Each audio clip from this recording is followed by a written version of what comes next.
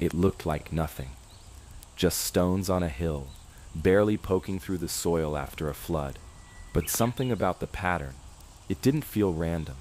It felt placed, intentional, like someone, thousands of years ago, wanted us to notice, wanted us to dig.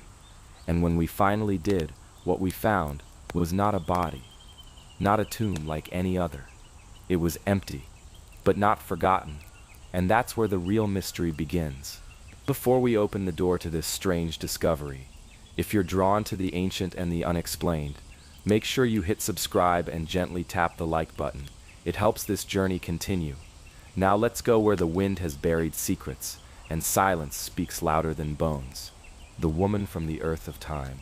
In a quiet forested region of Belgium, beneath layers of silt and glacial sediment, an ancient skull was found. It wasn't in a tomb, nor in a constructed burial site, but rather in a natural depression, surrounded by stones that didn't quite belong to the geography around it. The soil here had once been frozen ground, then became wetlands, and over millennia it sealed her away. Just the skull remained. No artifacts, no jewelry, no tools, just one skull. And yet it changed everything we thought we knew about the people of Mesolithic Europe. The team who uncovered it were part of a routine geological survey, not even an archaeological dig.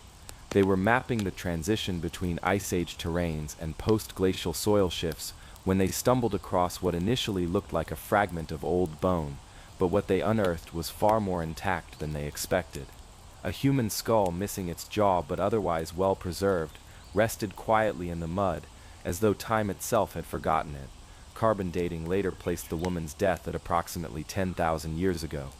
That would make her one of the earliest modern humans to live in the region after the Ice Age. But it wasn't just the age of the skull that stunned researchers, it was the story her bones were still telling, especially when geneticists were brought in. DNA was extracted from the petrous bone, the densest part of the skull behind the ear. It's one of the few places where ancient DNA can survive for thousands of years. What it revealed shook the foundations of Europe's ancestral map. Her skin was light, her eyes were blue, her hair possibly dark brown, and yet her genes carried traits scientists had only previously seen in much later populations. She didn't match the profile of typical Mesolithic Europeans, who were thought to have had darker skin and eyes.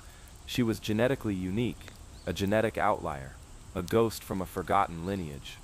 As news of the discovery spread, she became known among researchers as the Woman of Meuse, named after the river valley where her remains were found. But as they dug deeper, questions only multiplied. Why was her skull so deliberately placed? Some of the stones surrounding it were positioned in an oval shape, almost like a primitive halo. No other parts of the skeleton were recovered, though careful scans were made. Was it a form of ritual? Was she revered, sacrificed, or protected? And if she carried DNA unseen in other contemporary populations, where did she come from? Had a different human migration wave reached Europe than we previously thought? Could she have been part of a small, now extinct group, one that lived briefly, then disappeared without leaving clear traces behind? The mystery didn't stop with the skull. For months after the find, the team returned to the site. Using ground-penetrating radar and soil analysis, they tried to map out what the landscape looked like 10,000 years ago. What they found was a marshy clearing, an island of solid ground surrounded by wetland, a perfect place for a ritual or for an isolated burial. One theory suggests that this could have been a sacred site, a transitional space between land and water, life and death. Artifacts were rare, but not absent. Nearby, a broken flint blade was recovered. It was too far away to be definitely linked to her, but it matched the tool-making style of northern hunter-gatherer groups of the time. Further along the old marshline, remnants of burned wood and traces of charcoal suggested campfires or ceremonial fires. All of it was circumstantial, but all of it was adding to a growing sense that this was more than just a burial. It was a message. But a message from who? There's something haunting about looking into the reconstructed face of someone who lived 10,000 years ago. Her skull was digitally scanned, her facial tissue depths calculated, and the features built up slowly, layer by layer, until she had a face again. Her brow was narrow, her nose long and straight, the mouth soft but wide. The eyes were the most striking, large with irises digitally colored pale blue. For the first time in millennia, she was no longer just a collection of bones. She was a person, a woman who lived and died in a landscape we barely understand. And that's where the puzzle only deepens. Who were her people? Were they wiped out by climate change, by other humans, or did they simply merge invisibly into other populations, their distinct traits diluted into the tides of time? The DNA from her skull showed a blend of traits, some from ancient Western hunter-gatherers, some unknown, a lineage not yet mapped. Her presence doesn't just complicate the tree of human ancestry, it opens the door to the idea that entire groups of people, entire cultures, may have existed in the margins of prehistory only to vanish before leaving behind pottery, tools, or records. All we get is a single bone in the mud, and yet we still hear her. The scientific world continues to debate her origins. Some believe her group came up through a forgotten migration route, perhaps following coastal lines now lost beneath the sea. Others think she might have been the last of an earlier wave of humans, left behind as new groups moved in.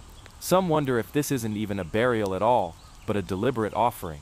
Could it be that 10,000 years ago, humans already had myths, stories passed orally from one camp to the next? If so, what role did this woman play in them? A healer, a leader, a seer, or just someone loved deeply enough to be buried with care? No definitive answers exist, just that skull, just that face, just that unsettling certainty that history as we know it is incomplete. Somewhere in that Belgian soil, her people once walked, laughed, hunted, watched the stars and lit fires at night, and now only she remains, a silent witness, a quiet messenger, and maybe that's why this discovery haunts the minds of those who study her. It's not that she was different, it's that she shouldn't exist, not according to the stories we've been told about who lived where and when, but she did, and her bones remembered what our histories forgot. So tonight, as the world sleeps, remember her, not as a fossil or a headline, but as a human being who once stood beneath ancient skies, just like we do now, and maybe in the stillness, if you close your eyes, you'll see her too, watching, wondering, waiting to be remembered again. Hundreds of Greek statues found in a 2,700-year-old Cypriot temple. In the dry, golden soil of the island of Cyprus, beneath layers of time and centuries of silence, something waited. Just outside the modern town of Nicosia, a quiet excavation began in 2018. Routine at first, nothing unusual. A patch of land cleared, ground scraped away by hand.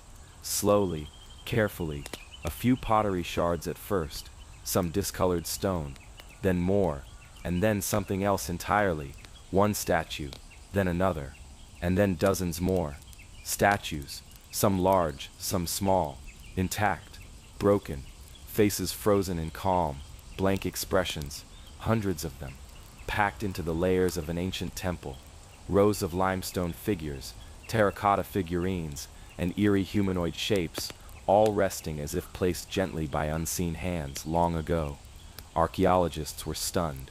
This wasn't a burial site, it wasn't a home, it was a sanctuary, a sacred space used continuously for centuries, first in the early Iron Age, then into the Archaic period, and within it, more than 500 statues, most dated to roughly 700 BCE, had survived the crush of time. But why so many? Why here? And why had they been buried? Cyprus sits at the crossroads of civilizations. Greek, Phoenician, Egyptian, Assyrian, all passed through its harbors and hills. Trade routes crossed the island like veins, pumping culture, stories, and beliefs into the island's core. It was both a gateway and a mystery, and yet this temple seemed unusually Greek. Many of the statues bore typical Hellenic features: almond-shaped eyes, strong noses, stylized beards, warriors, priests, children, even animals. Some stood tall and proud, while others were crude and small. Some had smiles, others looked solemn. The larger ones stood as high as life itself, carved from limestone, weathered but still expressive. One figure, more than a meter high, stared out with blank eyes, his arms pressed stiffly to his sides. He wore a helmet. Another, more delicate, held what looked like a musical instrument or ritual object. Each statue felt individual, like it had once meant something, meant someone. but what could have compelled the people of that time, nearly 2,700 years ago, to carve and leave behind so many stone guardians, and even stranger, to bury them all. Some scholars believe the statues were offerings, votive gifts made by pilgrims or worshippers seeking protection, fertility, healing, or favor from the gods. The temple, likely dedicated to a deity whose name we no longer know, may have been a center of cult activity. And in such a place, gifts to the divine were a form of currency, a whisper between mortals and the divine. But hundreds? Could a small sanctuary in the Cypriot countryside have been so important? Or was something else happening here? Another theory proposes that the statues weren't buried intentionally at first, but that a great collapse, perhaps an earthquake or sudden flood, buried the sanctuary in one catastrophic moment. But the layout seemed too careful, too deliberate. Many of the statues were placed in rows or stacked gently atop one another. Some even faced the same direction. If this was destruction, it was strangely organized. So perhaps the temple was being decommissioned, shut down, abandoned with honor. And instead of destroying the idols, the priests and followers gently laid them to rest, burying them like they would bury people, not as trash, but as something sacred, like memory. And here's what makes this even more mysterious. Many of these statues were local in style, but others weren't.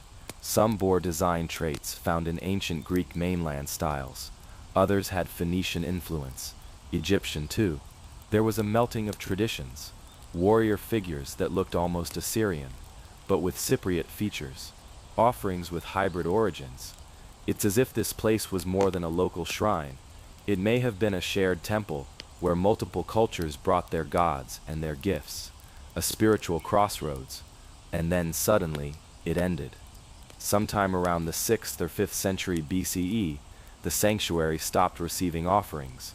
The statues were laid down, the walls began to crumble, and the temple was forgotten. But the question lingers: why? What caused the end of such a sacred place?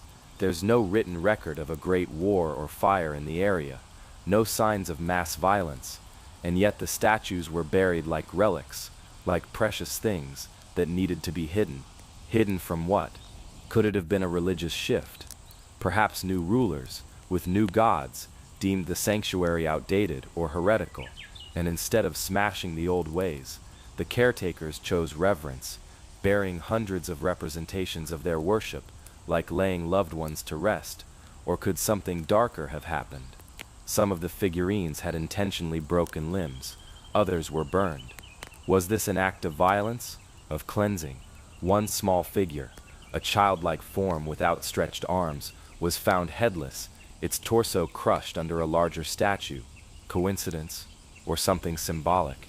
Even more strange, no written inscriptions were found, not a single name or dedication. In a region where writing was common, that silence is deafening. Were these offerings anonymous on purpose? Were names forbidden here? Was this a place where only gods knew who had prayed? And as the sun rises each day over the fields where the sanctuary once stood, that silence remains. The statues lie now in climate-controlled labs and museums, studied by teams from across Europe, catalogued, measured, photographed, but their voices are gone. They do not tell us who carved them, or who held them, or who whispered prayers before laying them down. They simply stare, as if waiting for something, or someone. Today, the site where these statues were found is still being explored. Ground-penetrating radar suggests that more chambers remain, still buried, still untouched. The possibility of more statues, more secrets, more evidence of a forgotten past. And yet, the real mystery may never be about quantity. It may be about meaning. What kind of world carves hundreds of faces in stone, gives them to the gods, and then walks away without a word? What kind of people pour their belief into objects, only to bury them and leave them in silence? It suggests a spirituality we don't fully understand, one that valued the presence of the sacred in the everyday, one that treated art not as decoration but as ritual, as connection. And when you look at the rows of statues now lined up in museum displays or archaeological reports, you get the sense that they weren't meant to be separated. They weren't meant to be boxed or isolated. They were part of something bigger, a community of stone souls, a whisper of belief, frozen in limestone, carried across time, and in their silence they speak to something deep within us, the human need to be remembered, even if only in fragments, even if only in stone. Tutankhamun's meteoric iron dagger. Iron from the sky, in the golden glow of Egypt's new kingdom, amid towering monuments and buried secrets, a boy king rose to the throne. His name was Tutankhamun, and while his reign was short, the treasures buried with him have echoed through time with a resonance unlike any other. Among the relics unearthed in his sealed tomb, gilded coffins, intricate amulets, statues, and vessels, there was one object that didn't quite belong. Not in its placement, not in its material, and certainly not in its origin. It was a dagger, a slim blade with a gold hilt, encased in a fine sheath decorated with intricate patterns and floral motifs. But it wasn't its design that startled archaeologists, it was what it was made from. This dagger, placed right next to Tutankhamun's mummified body, wasn't crafted from bronze, copper, or even gold. It was forged from a material that, at the time, Egypt did not yet know how to manipulate: iron, and not just any iron, meteoric iron. This blade was not made on Earth, at least not in the way we understand earthly metalwork. It came from the sky. When Howard Carter opened the tomb in 1922, he may not have realized what he'd found. But decades later, as technology advanced, the dagger was placed under rigorous scientific testing. In 2016, researchers using X-ray fluorescence spectroscopy confirmed that the iron in the dagger's blade had a high nickel content, much higher than typical iron found on Earth. The proportions matched those found in meteorites. Think about that for a moment. Around 3,300 years ago, long before the Iron Age had dawned in Egypt, someone had already forged a blade from a fallen star, and the questions began to spiral. Who made it? How did they understand how to work with meteoric metal when they didn't yet smelt iron? Why was this cosmic blade buried with Tutankhamun? And who gave it to him? At that time, iron was considered far more valuable than gold. Gold was everywhere in Egypt, adorning statues, walls, even furniture. But iron, that was divine. That was sky metal. To the ancient Egyptians, the sky was a realm of gods, and anything that came from it was sacred. A material that fell from the heavens, screaming through the night sky as a meteor, and crashing into the desert, would not have been seen as just a rock. It would have been interpreted as a message from above, a gift. The blade's craftsmanship also raises serious questions. It's not a rough shard of meteorite, it's a refined, expertly shaped dagger. Smooth, sharp, balanced. Whoever made it wasn't just experimenting, they had skill, and this wasn't the only such item found in ancient Egypt. Several other pieces of meteoric iron jewelry have been discovered, but none as complex or iconic as this dagger. So where did the blade come from? One theory suggests it was a diplomatic gift. Egypt had strong ties with the Mitanni, Hittites, and other advanced Near Eastern kingdoms. Tablets discovered in Amarna describe gifts of iron being exchanged between kings, rare and incredibly prized. It's possible that this blade, long before Tutankhamun's death, had passed through royal hands as a symbol of status or alliance, a cosmic relic handed down across generations until it was laid to rest beside the boy king. And yet the dagger's existence is still a mystery. There is no record in Egyptian texts of how to work meteoric iron. No workshops, no training, no forges, so either the knowledge was lost entirely, or it never belonged to Egypt in the first place. What if this wasn't Egyptian craftsmanship at all? What if someone else, from outside the Nile Valley, understood meteoric iron better? Ancient Anatolia, Mesopotamia, or even further east. Cultures that had observed meteors for centuries, maybe even venerated them. Could it be that this dagger was made by a now-forgotten smith, who understood that fallen iron could be shaped carefully, precisely into something both functional and spiritual? And what does that say about the trade routes of the time? That in 1323 BCE, a dagger could travel hundreds or even thousands of miles across deserts, over mountains, from one empire to another, just to rest in the arms of a deceased pharaoh. It makes us ask how connected the ancient world truly was, perhaps far more than we realize. But there's something else, something stranger. The meteor that produced the iron in Tutankhamun's dagger likely fell to Earth many centuries before his birth. That means this blade may be older than the boy king himself. Could it have had a lineage? A story passed along orally by priests and kings? Was this dagger not just a weapon, but a legacy, or even a curse? After all, Tutankhamun's tomb has long been associated with curses, bad luck, and mysterious deaths.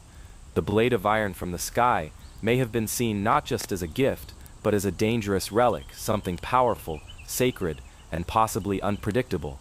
In many ancient cultures, meteors were omens, portents of war, disease, or divine anger. Could this dagger have been more than ceremonial? Could it have been a symbol of protection, or of doom? The blade itself was found on the right thigh of the mummy, suggesting it held importance beyond decoration. Perhaps it was meant to guard the king in the afterlife. Perhaps it was a talisman, ensuring he could wield divine authority even in death. Or maybe it was simply the most valuable thing they could place beside him, not because of gold or jewels, but because of what it was: metal from the stars. Today, the dagger remains one of the most mysterious items in all of ancient archaeology. It has no parallel, no blueprint, and no true explanation. It stands alone, like a fragment of cosmic debris embedded not just in the sands of Egypt, but in the history of humankind itself. And when you look at it, its narrow blade, its perfect polish, you don't just see a tool, you see time folded into metal. You see the sky made solid. You see a story that started beyond our atmosphere and ended in the Valley of the Kings. And somehow, across 3,000 years of silence, you still feel its presence, not just as a mystery, but as a quiet reminder that sometimes the most powerful truths don't come from the earth. They fall from the stars. The Buddha at the Egyptian port of Berenike. Beneath the relentless desert sun, along the arid coastline of the Red Sea, lies the ancient port city of Berenike, once forgotten, nearly swallowed by time and sand. For centuries, it was nothing more than ruins on the edge of memory, dusted with salt winds and whispers of ancient trade. But in 2023, an unexpected discovery stirred the silence. Buried deep within this lost seaport, archaeologists uncovered something that didn't belong: a statue. But not an Egyptian one, not Roman, not Greek. It was a Buddha, carved in white marble, standing serenely in a port that had never seen a Bodhi tree. How did a Buddha statue carved nearly 2,000 years ago end up in an Egyptian city built by the Ptolemies? This is not a modern riddle. This is a bridge between civilizations, a quiet reminder that long before globalization was a word, ideas and beliefs traveled oceans and deserts in silence. Let's step back, slow down, and trace the dusty paths of antiquity that led to this astonishing moment. Berenike was not always so quiet. Around the 3rd century BCE, it thrived under the rule of the Ptolemies, the Greek kings who inherited Egypt after the death of Alexander the Great. This was no sleepy fishing village. This was a pulse point in the great artery of trade that linked the Mediterranean with India, Arabia, and East Africa. Silks, pepper, ivory, precious stones, they passed through here like lifeblood. Camels groaned under the weight of spices and texts, carried from the Red Sea coast to the Nile, and then onward to Alexandria. But what passed silently between the goods were ideas, and in the shadows of crates and scrolls came the story of the Buddha. The statue found at Berenike is not large, about 71 centimeters tall, carved in Anatolian marble. A lotus blooms beneath the feet. A halo fans out from behind the head. 2 vessels, possibly symbolizing abundance, stand on either side. It's not a religious monument placed in a temple. It's an echo, a traveler's memory, a gift, a message sent across continents. Archaeologists believe it dates to the 2nd century CE, during the Roman era, when Berenike was still active. The port then saw more than just sailors and goods. It saw philosophers, healers, traders from India and Arabia, people who spoke in many tongues but shared a thirst for knowledge, stories, and meaning. This statue may have been created in Alexandria by artisans trained in Greco-Roman styles, but its soul was clearly Eastern. Scholars point to the robes, the elongated earlobes, the serene gaze, all signs that this was more than decoration. This was cultural recognition, and it changes everything we thought we knew about ancient contact between East and West. The discovery didn't come suddenly. Excavations in Berenike have been ongoing for years. What the archaeologists from the University of Warsaw and the Egyptian Ministry of Tourism unearthed in 2023 was just the latest piece of an intricate puzzle. Earlier finds included Indian pottery, inscriptions in Sanskrit, and even text written in Tamil, all of it pointing to sustained contact, centuries before the age of European colonization. But no artifact was as visually stunning or as quietly powerful as the Buddha. Now imagine the scene. A quiet morning in the Egyptian desert, a tent flapping in the breeze, a small brush slowly revealing marble under dust. At first it looks like any fragment, then the shape of a hand, then the curve of a robe, then impossibly that peaceful face, carved in stone, staring softly out over the sands. One of the archaeologists reportedly fell silent when they recognized the sculpture, not just because it was rare, but because it felt so human, so out of place, so intimate. A figure from across the world preserved here, where the desert meets the sea. And suddenly, Berenike wasn't just an ancient ruin anymore.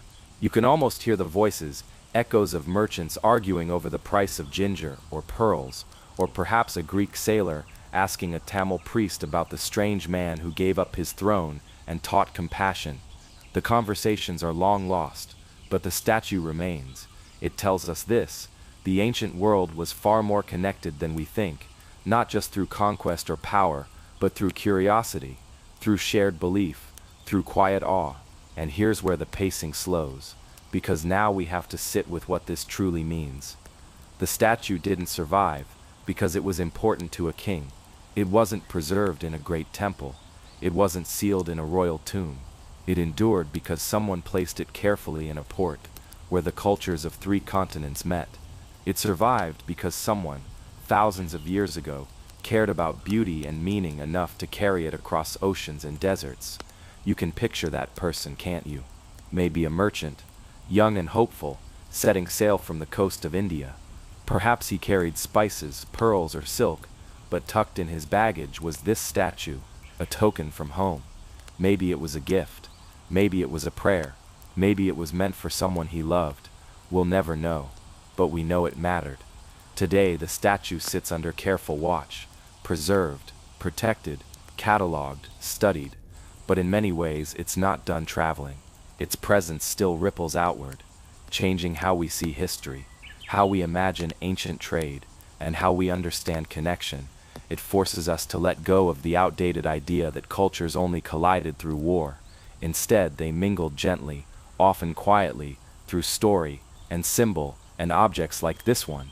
And as you drift off now, remember this: buried beneath the dust of ancient cities, there are still messages waiting for us, silent reminders of how connected we once were, and perhaps how connected we still are.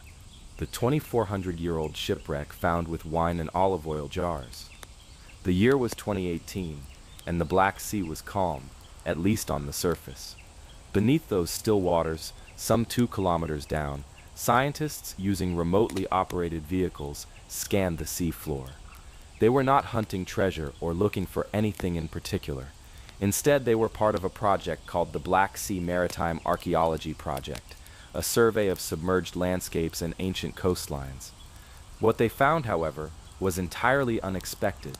There, preserved in an oxygen-free world of cold and darkness, lay a ghost from the past, a Greek merchant ship, perfectly intact, untouched for over 2,400 years. To find a shipwreck is rare. To find one from ancient Greece, with its masts still standing, rudders in place, and cargo undisturbed, is almost impossible. Yet this vessel, measuring about 23 meters long, had somehow defied the centuries. Buried gently under layers of sediment, it had waded through the rise and fall of empires, through storms and shifting seas, to be seen again.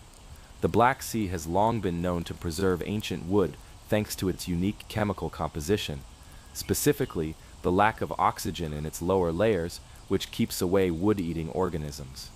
And here, in this eerie, silent world, the ship had become a time capsule.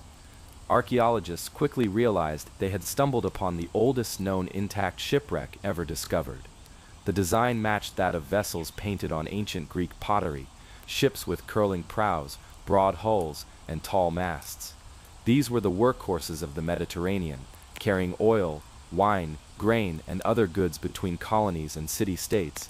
They were symbols of a thriving commercial network that linked Athens, Ionia, and the shores of the Black Sea.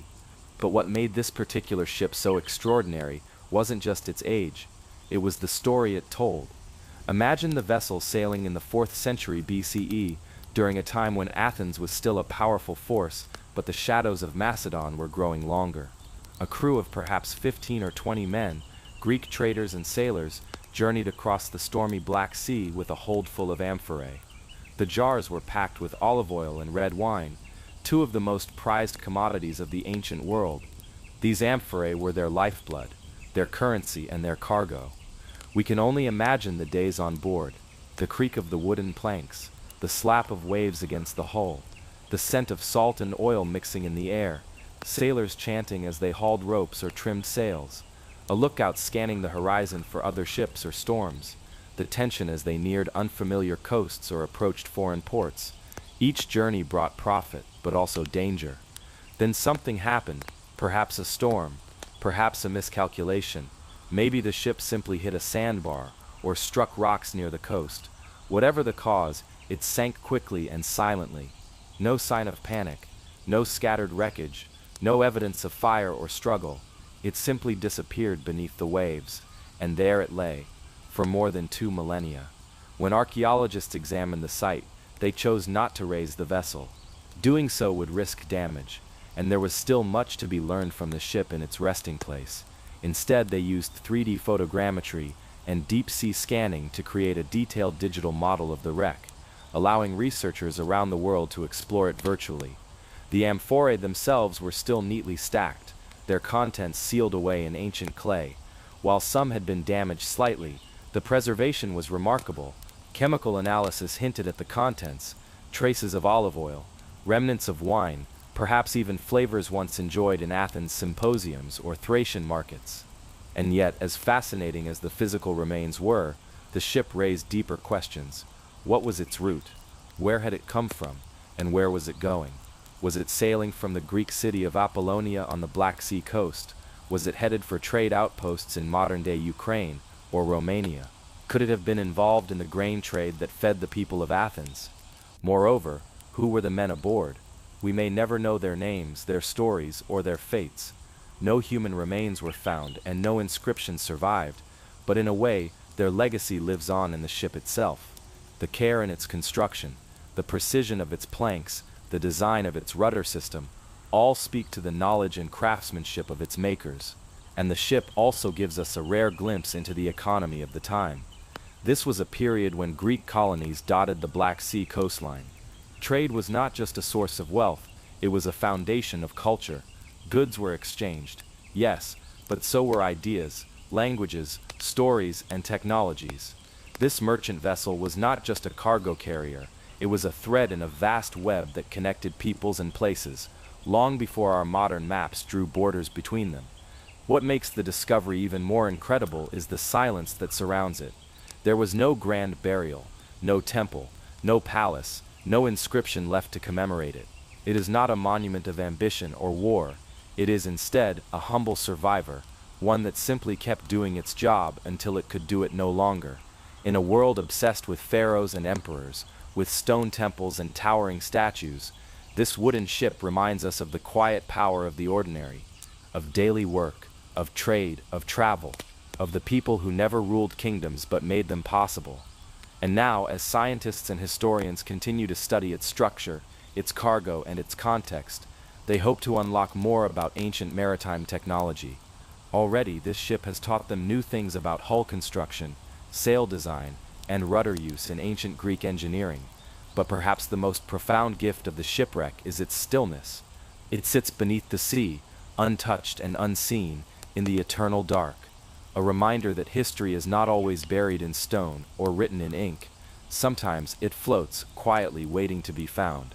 Sometimes the most remarkable chapters of human history rest not in the grandiose or the epic, but in the faint traces of a journey cut short.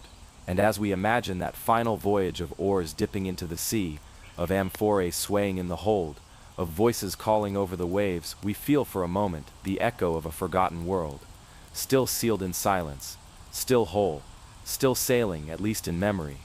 Tomb of a leopard priest found near Saqqara. It was just beyond the edge of the known, in a part of Egypt already steeped in forgotten rituals, lost dynasties, and half-buried secrets. A team of Egyptian archaeologists working near Saqqara made a stunning discovery, one that glowed with color, mystery, and spiritual symbolism.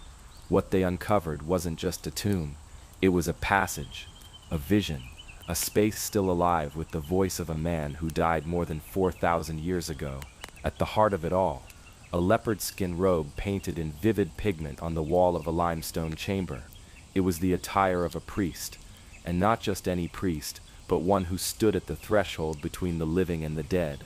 A man who thousands of years ago may have guided souls from this world into the next. His name was Wati, and though his bones may have crumbled to dust, the tomb he left behind told a story so rich, so ceremonial, that it left even seasoned archaeologists speechless. Let's go back to December 2018. A sand-covered shaft was opened not far from the step pyramid of Djaqor, perhaps Egypt's most ancient major monument. Saqqara is vast, mysterious, and still far from fully excavated. Over the decades, tombs had been uncovered here from nearly every dynasty, yet nothing quite like this. The tomb of Wati dates to Egypt's 5th dynasty, more than 4,400 years ago, during the reign of Pharaoh Neferkara. Unlike the monumental grandeur of kings, this was a priest's tomb, yet it was crafted with an intensity of detail that spoke to his power, his wealth, or perhaps something deeper, his connection to the sacred. The limestone walls glowed with color even after millennia. The chamber, roughly 10 meters long and 3 meters wide, contained 5 burial shafts, some sealed, others broken into over the centuries. But the real magic was not what was underfoot, it was what surrounded the tomb. Painted scenes, rich in ochre, blue, red, black, and green, not faded outlines, but full murals, walls alive with daily life and sacred rites, fishermen casting nets, cattle being herded, offerings brought to shrines, bakers making bread, artisans chiseling stone. And then there he was, Wati, painted larger than life in some scenes, walking among the living, in others, standing in sacred rites. And then on one wall, Wati wearing a robe made of leopard skin. It is no mere decoration. In ancient Egyptian tradition, leopard skin was sacred. It symbolized divine protection and spiritual authority. To wear it was to step into a cosmic role, usually as a Sem priest, someone who performed purification rituals and funerary rites. It was the Sem priest who spoke the sacred words during the opening of the mouth ceremony, a rite intended to restore the senses of the dead so they could breathe, see, hear, and eat in the afterlife. In other words, Wati's job may have been to help the dead become whole again. And now, millennia later, his tomb seems to return the favor. It brings him back to us, his face painted with delicate lines, his family members, his wife, Weret Pita, and their children surrounding him. Their names are carved with care, their lives preserved in color and stone. What struck archaeologists most was the completeness of the art. So often tombs are pillaged, paint is gone, names chipped away. But here, in a dry, sealed shaft untouched by grave robbers, Wati's world remained. They found statues too, some small, carved from wood, others larger, shaped from limestone. One in particular, tucked in a niche, showed Wati seated on a high-backed chair, wearing a calm expression, his hands laid flat on his knees. It's a posture of authority, one that says, "I know where I stand." Even in death, further excavation led to the discovery of more than 50 stone coffins, many with hieroglyphic inscriptions, and hundreds of wooden statues. They belonged to the necropolis surrounding Wati's tomb, his extended family and their community, but his tomb remained the focal point. Researchers believe Wati was of high status. His titles inscribed in hieroglyphs read, Royal Purifier, Priest of King Neferkar, and Inspector of the Sacred Boat. These weren't ceremonial fluff. These were roles that tied him to the heart of temple life, and perhaps to the king himself. The sacred boat refers to the solar bark, a vessel the god Ra would ride across the sky by day and through the underworld by night. As inspector of the sacred boat, Wati would have overseen key rituals, aligning human ceremonies with celestial cycles. There is one more layer to this story, and it's far from comforting. When the burial shafts were opened, archaeologists found something they didn't expect: skulls, dozens of them, crammed together, scattered, disordered, and among the bones, signs of disease, evidence of illness in the bone marrow, suggestions of tuberculosis or some long-lost epidemic. These weren't royal burials. These were hurried communal interments, suggesting that perhaps at some point, Watai's tomb was repurposed, used during a crisis, a burial place not just for honor, but for survival. It reminds us even sacred space can become a refuge in dark times. Even symbols of spiritual order can be disrupted by chaos. Yet somehow the walls endured. Even with the weight of time and suffering above them, they held on to their meaning. Watai's story remains a whisper from a world where death was not an end, but a transition, where priests wore leopard skin, not for fashion, but for passage, where the living prepared the dead, not with fear, but with reverence. In modern times, where stone fades and belief shifts, it's easy to forget the intimacy the ancients had with death. They saw it not as a boundary, but as a bridge, and Watai, the leopard priest, stood on that bridge. Now his tomb is open to science, its colors studied, its geometry mapped, its remains tested, but beneath the data and reports, something else remains, a moment frozen in pigment, a man with authority, family, ritual, and belief, a priest guiding others, and now being guided himself. If you stood in that tomb today, you would feel it, the quiet, the weight, the presence, and in that stillness, maybe you'd hear what the ancients hoped we'd hear, that no one is truly gone who is remembered. That color survives, even underground, and that some souls, even after 4,000 years, still speak in silence. The forgotten circles of the forest. Hidden beneath the emerald canopy of the Amazon rainforest lies a secret that remained untouched for centuries, not because it was too deep or too small, but because it was so ancient, the forest had reclaimed it completely. For generations, explorers wandered the Amazon thinking they were stepping into an untouched wilderness.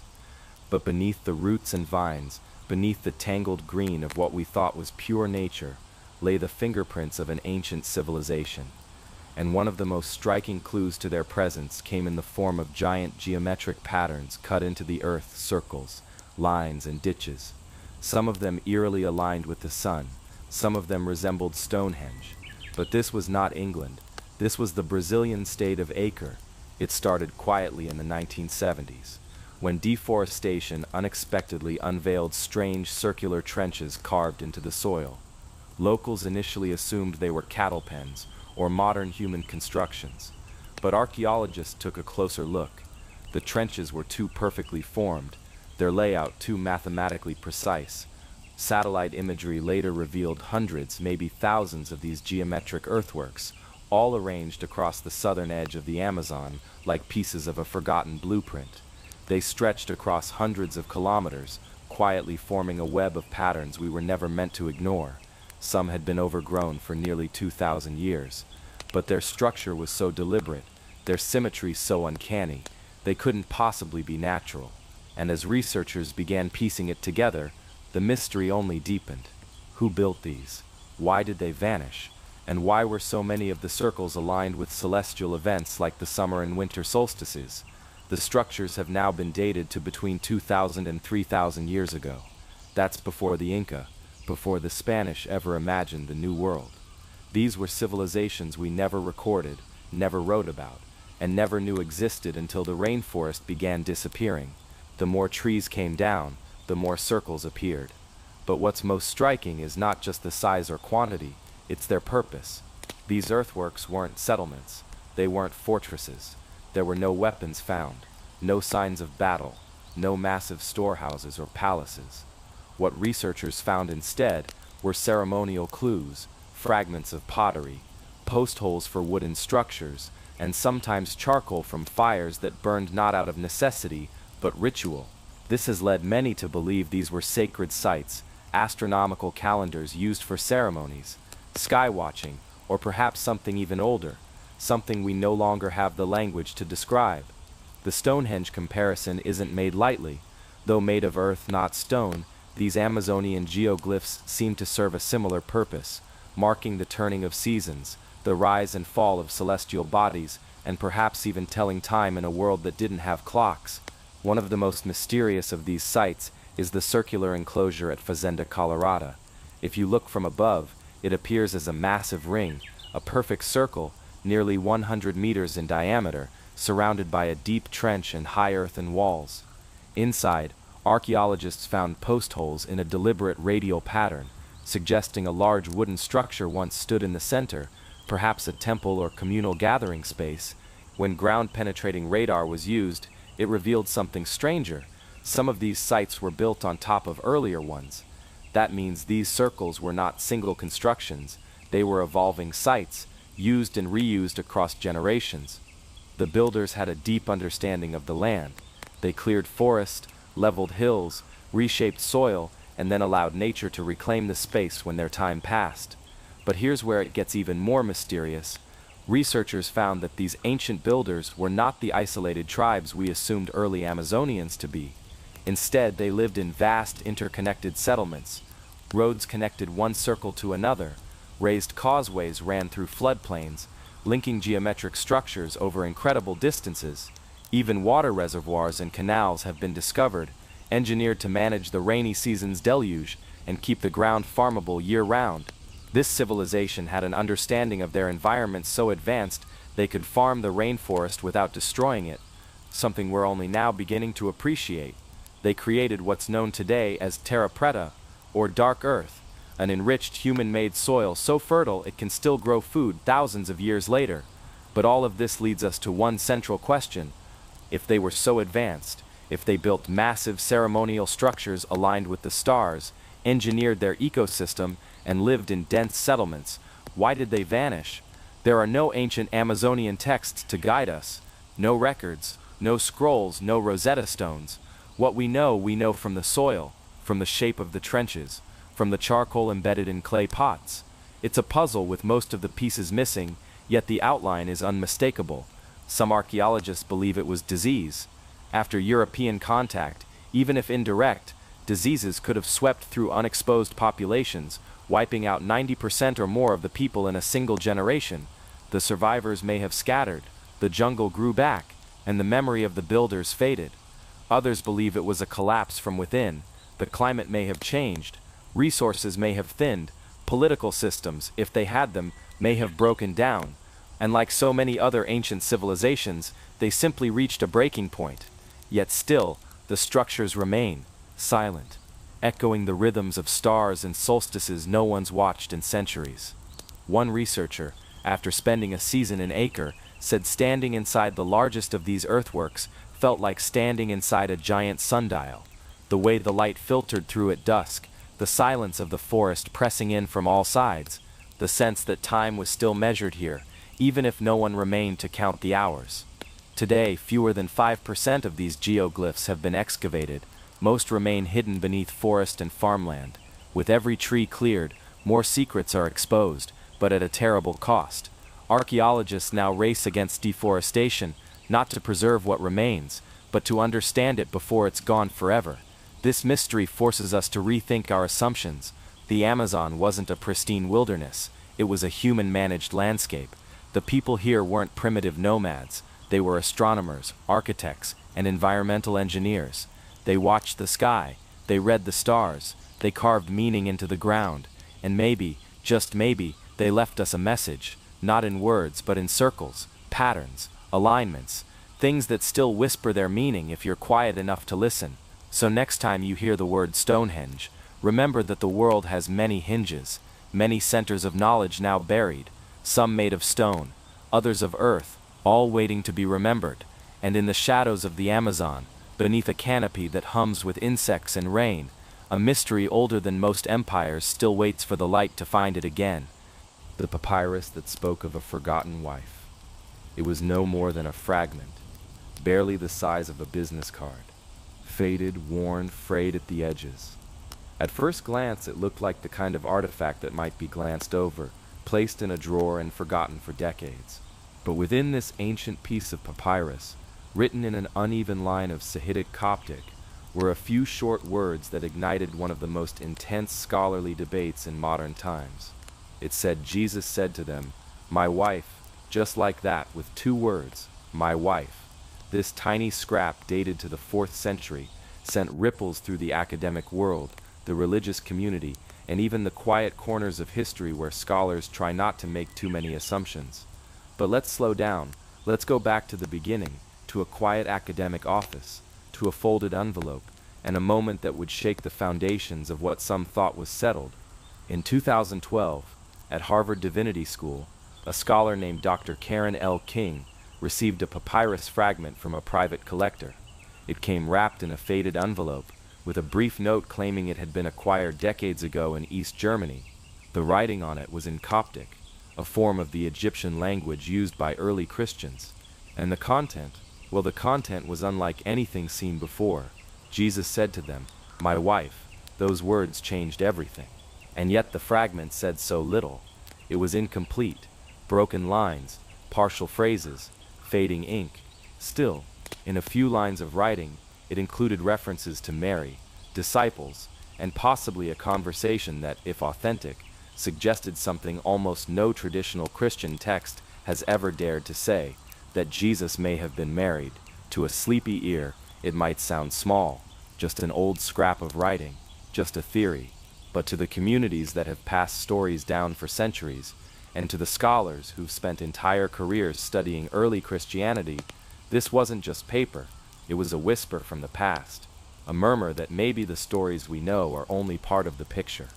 Dr. King presented the fragment publicly in Rome, and almost instantly it became known as the Gospel of Jesus' wife. The media storm that followed wasn't unlike the discovery of the Dead Sea Scrolls or the Gospel of Judas. People were fascinated, others were furious. But what did the fragment actually say? Only a few broken phrases. Jesus said to them, "My wife, she will be able to be my disciple. I am with her." There was no full narrative, no explanation of who this wife was, just pieces, puzzle fragments without a box to show the picture. The reference to a wife was brief, no name, no context, but enough to challenge the deeply embedded belief that Jesus was unmarried, celibate, divine in ways that precluded such human bonds. The debate that followed wasn't just about the papyrus, it was about the nature of memory, tradition, and truth. Some theologians asked, if Jesus had been married, would it change his teachings? Would it alter his role in Christianity? Others pointed to the early Christian writings that were not included in the official canon, the Gnostic Gospels, the apocryphal texts, many of which portrayed a Jesus more human, more mysterious, and sometimes more cryptic than the one in the New Testament. Was this papyrus a lost piece of one of those texts, a remnant of an early Christian community that had its own version of the story? But as quickly as the conversation flared up, doubt began to settle in. Questions about authenticity surfaced. Scholars began examining the ink, the handwriting, the grammar. Some noticed odd similarities between the lines, and a publicly available online Coptic grammar book raising suspicions that the fragment might not be ancient at all, but a modern forgery. And yet the papyrus itself, the material, was old. Radiocarbon dating placed the fiber somewhere between the 6th and 9th centuries. The ink, though harder to analyze, didn't show obvious signs of fraud, and Dr. King herself was careful. She never claimed it proved Jesus had a wife, only that it showed early Christians, at least some, may have believed he did. That belief alone was fascinating, because it opened a quiet window into the diversity of thought in the first few centuries of Christianity. It reminded scholars that history isn't a single story carved in stone, it's a field of overlapping voices, competing narratives, and forgotten communities whose scriptures and ideas didn't make it into the final chapters. For those studying the Nag Hammadi texts, another collection of early Christian writings found in Egypt in the 1940s, this wasn't entirely new. Those texts spoke of divine feminine principles, of hidden teachings, of Mary Magdalene, not as a footnote but as someone central, sometimes even portrayed as Jesus's closest confidante. And here, in this mysterious scrap, the word Mary appeared again. We still don't know who wrote it, or when, or why, but maybe that's what makes it so powerful. Because this isn't just a story about a papyrus, it's about how fragile our understanding of the past can be. How one line, one phrase, One forgotten voice from the sands of Egypt can tip centuries of certainty into gentle doubt, and in that doubt we find something rare, curiosity. It makes us look again, not with fear, but with wonder, not asking what this changes, but what more we have yet to discover.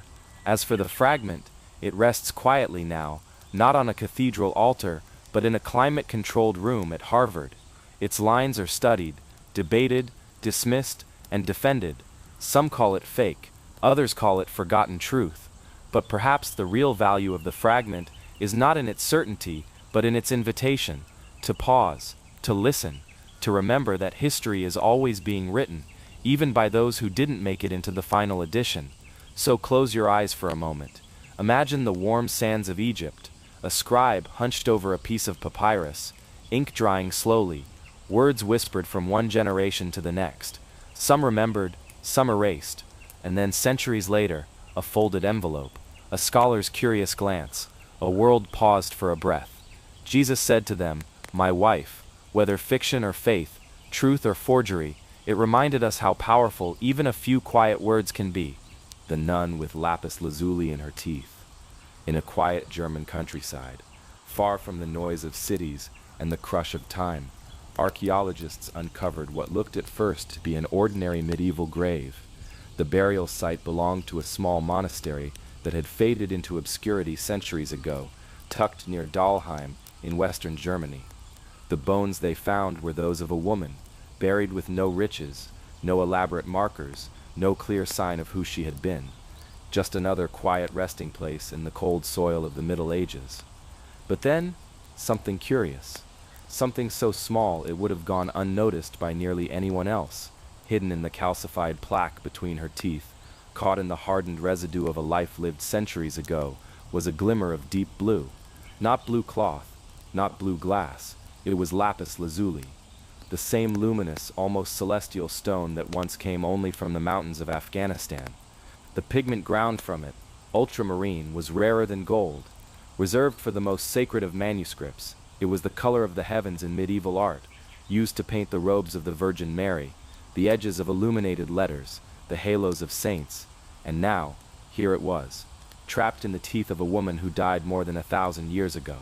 Her name is lost, her story mostly buried, but that tiny particle told a tale that rewrote what we thought we knew about who made history's most exquisite books and who was allowed to write. This woman wasn't just a passive observer of art and knowledge. She wasn't just tending herbs, preparing meals, or copying someone else's words. She was likely creating beauty with her own hands, illuminating sacred manuscripts with delicate strokes of ultramarine paint, a quiet hidden artist in a world that rarely wrote women into its margins. Let's slow down. Picture it, a cold monastery room, stone walls, the scent of ink and parchment, a soft flickering light from a high window, and in the center of it all, a woman dressed in simple robes, carefully holding a quill, tracing divine images with pigments ground by hand. The blue she used came from lapis lazuli, a stone so valuable in the 11th and 12th centuries that it was traded across thousands of miles, from mines in the mountains of what is now northeast Afghanistan, down through Islamic trade routes into the hands of European artists and scribes. Only the most skilled illuminators were trusted with such pigment. It was considered too rare for training, too expensive for mistakes.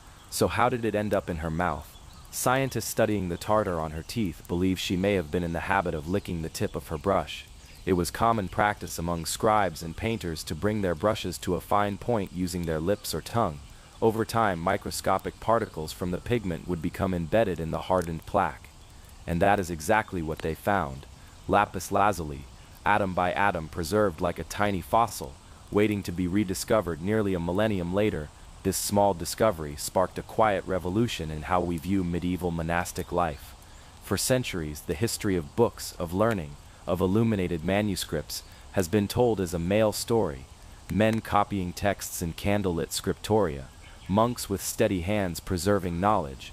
But here in this grave was a different kind of scribe, a woman who didn't leave behind a name, but whose art unknowingly left a trace inside her own body. And that trace was brilliant blue, the color of royalty, the color of heaven, the color of Mary's cloak, a color so rare it was once weighed like currency. Researchers believe the woman was part of a scriptorium that worked on religious texts, likely Gospels or Psalters, lavishly decorated for noble or clerical patrons. She must have been highly skilled, possibly among the most trusted artists in her community, not simply a helper but a master in her own right. And yet history nearly forgot her.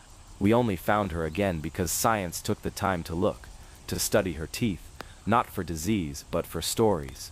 And in that plaque, something most would throw away, they found a cosmic blue fragment that rewrote what we thought we knew. It was like hearing a whisper from the past, a gentle murmur through the centuries. We were here, we made beauty too. It's easy to forget that the Middle Ages weren't just filled with battles and bishops and kings. Behind the monasteries, behind the stone walls and dusty libraries, there were people, women, devoting their lives to knowledge, to faith, and to art, not for fame, not for wealth, but because the work itself mattered, because turning a page into something sacred was a kind of worship. And now, as the blue dust of lapis tells its quiet story from between ancient teeth, we can no longer ignore that women were there. Not just in kitchens or gardens, but in the sacred halls where light met ink, where pigment met parchment, where the divine was painted by human hands. It's humbling to think of how fragile their legacy was, how easily their stories could vanish, and yet somehow a tiny particle endured. We don't know her name, we don't have her face, but we know she touched the sacred, and for a moment long ago she held the sky in her hands. She painted with heaven's color. The sky mirror codex beneath Salar de Uyuni. There are places on this earth that don't feel like part of the earth at all. Places so quiet, so flat, and so endless that standing on them feels like floating inside a dream. One of those places lies in Bolivia, a place where the ground is so perfectly reflective after a rain that the heavens appear to stretch endlessly beneath your feet. This is Salar de Uyuni, the world's largest salt flat, a mirror to the sky, and possibly a vault to something far older than human memory. Locals call it the belly of the world. Tourists come and go, laughing, taking surreal photographs where the horizon disappears. But most don't stay long, because beneath the beauty of Uyuni is something else, something quiet, waiting, and long, long buried. It began with a miner. No name, no photo, just a half-torn journal found in a rusted metal box, discovered decades later inside a collapsing salt processing station. The entries were disjointed, many water damaged, but what could be read described something strange, a discovery made after he followed a long crack that had appeared in the salt crust following a rare winter earthquake. It led to a small depression, one that hadn't been there before. He described it as breathing, like something underground had stirred. He mentioned colors, lights, a humming sound that came from beneath the ground, vibrating through his boots. He said it wasn't natural, and that something below the crust was not man-made, but meant to be seen by men. His last entry was dated July 9th, 1932. It simply read, "It opened."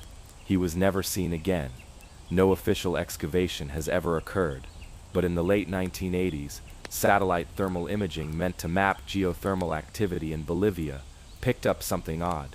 Deep beneath Uyuni's southern edge was a heat signature, not like magma or volcanic flow, too rhythmic, too focused, like a pulse. For years it was dismissed, but in 2012, a small unauthorized team of geophysicists from La Paz returned to the area to follow up. What they found didn't make it into academic papers, but it leaked, as whispers do. The group reportedly drilled down near the thermal anomaly. What they hit was not salt or rock, but hollow space, not a cave, a chamber, perfectly round, and filled with air warmer than the crust above it. One of the scientists, Miguel Andrada, later tried to go public. He only ever got one interview out before he disappeared. In that interview, barely viewed before it was pulled, he said the chamber was lined with something strange. Not metal, not stone, something soft, fleshy, almost. Embedded in it were discs, like huge petrified shells, each one etched with markings that seemed to shimmer faintly even in total darkness. He said they weren't symbols in any language known to archaeology, but when he looked at them too long, he felt emotions, not thoughts, emotions, grief, longing, awe, like the symbols weren't meant to be read, but felt. He called it the Sky Mirror Codex. He said it was not made for us, but we were meant to find it. He also said something else, that once you've been in the chamber, you begin to dream about stars that don't exist, constellations that aren't in the sky, and a voice always far away, always whispering, saying the same thing, night after night: you are late. What was the chamber? Who built it? Why beneath a salt flat? One theory is that Salar de Uyuni is not just a salt flat, but a cap, a seal, that whatever lies beneath was not buried by time, but hidden deliberately, and the codex, a warning, or a message. The locals still avoid that part of the flats at certain times of year. They say the sky becomes too still, that animals go silent, that watches stop. They say if you sleep there, even just one night, you wake up feeling older, like something has been taken or added. Some claim the codex was never truly physical, that the markings described in the interview appear only when you believe in them, that it's a test, a measure, like a mirror, showing you not what you are, but what you're meant to become. So tonight, when the sky is clear and quiet, and the stars seem close enough to reach, ask yourself, what might still lie beneath our feet? What if the earth remembers everything? And what if someone is still listening? Please, if you're enjoying these slow, strange journeys through our world's hidden past, consider subscribing and leave a comment below about what kind of ancient secrets you think might still be buried. I read them all. Now take a deep breath, close your eyes, and let the ground fall away beneath you. Because this was only chapter 1, and we're just getting started. The ice lens of Ilulissat. In the far northern reaches of Greenland, not far from the settlement of Ilulissat, the ice moves quietly. It stretches for miles in every direction, white, blinding, silent. Beneath it, the world is still. But sometimes the ice gives something back, not loudly, not with fanfare, just presents it, as if returning a forgotten memory. One such memory surfaced in 2008, a local sled team, navigating near a seasonal crevasse that had opened along a thinning glacier edge, noticed something protruding just beyond the reach of the snow, a smooth, dark circle. At first they believed it to be a polished stone, maybe part of an old Viking cache. The Arctic has seen many visitors over the centuries, and the Inuit who discovered it thought little of it at first. But one of them, a man named Akaluk, noticed something strange. The object didn't feel cold. It should have. Everything out there is cold. But this small disc seemed to resist the chill. He kept it in a sealskin pouch and brought it to the local authorities, thinking perhaps it belonged to a lost expedition. It did not. The item was sent to a research facility in Copenhagen. That's when the real questions began. It wasn't stone. It wasn't glass. It wasn't any synthetic material either. The lens, as it came to be called, was made of a completely unknown crystalline compound, completely transparent and perfectly shaped. One side was flat, the other gently curved, like an optician's lens. Around the rim, a single spiral groove had been etched so finely that it was invisible to the naked eye. Only under a microscope did it become clear. The spiral wrapped inward with a precision that could only be matched by modern machinery, yet no marks of tooling, pressure points, or abrasions could be found. It looked grown, as if the object had formed organically, like a pearl in a shell, or ice growing inward toward a center. Curious, researchers began to run tests. They expected it to refract light, perhaps like a magnifying glass, but instead, it refracted infrared radiation, heat. They shined a thermal lamp through it, and the heat collected into a sharp beam, focused precisely. It could heat a point of wood until it smoked, without any visible light at all. It was somehow a lens made not for the eyes, but for the unseen. Instruments confirmed the effect repeatedly, though no one could explain it. Its use remained a mystery. But the strangeness didn't stop there.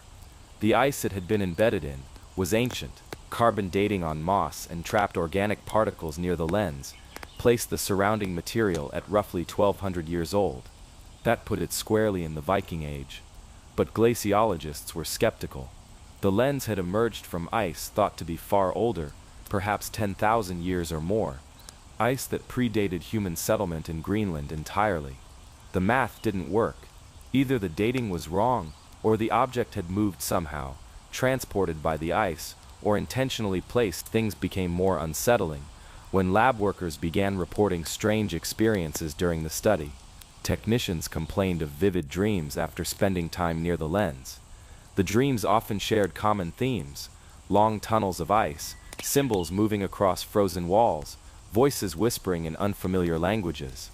Some reported waking up with a sense of having traveled. One lab assistant, who had been skeptical of the object's significance, abruptly resigned. He told a friend that he had dreamt of standing on the ice, watching the northern lights ripple above, and holding the lens in both hands as if it were a key.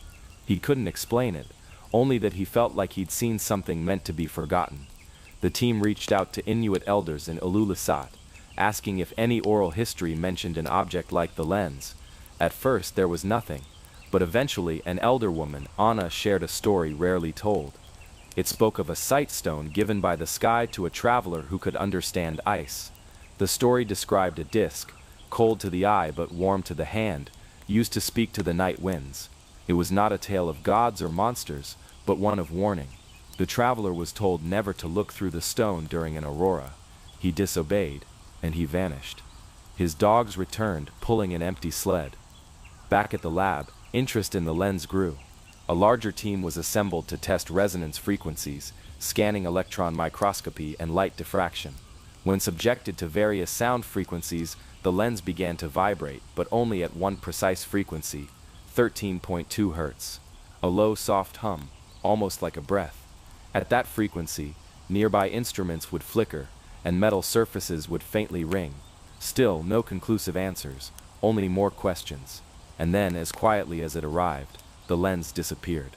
Not from the ice, from the records. The university that had published preliminary findings issued a quiet retraction.